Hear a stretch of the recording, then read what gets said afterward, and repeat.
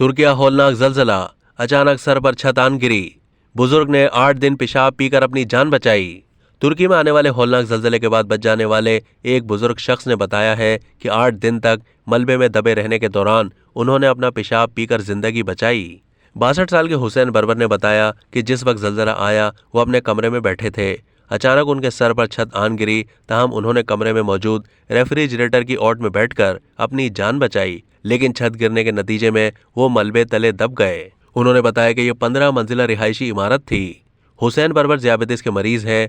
मलबे तले दबे रहने के दौरान जब उन्हें प्यास लगी तो उन्होंने अंधेरे में हाथ पांव मारकर पानी की एक बोतल तलाश की, जो वो फौरन पी गए। लेकिन कुछ देर के बाद उन्हें दोबारा प्यास लगी तो उन्होंने मदद के लिए पहले आवाज़ें दी, लेकिन कोई मदद को नहीं आया, जिसके बाद उन्हें ख्याल आया कि पानी की बोतल में पेशाब करके वही पी लेना चाहिए।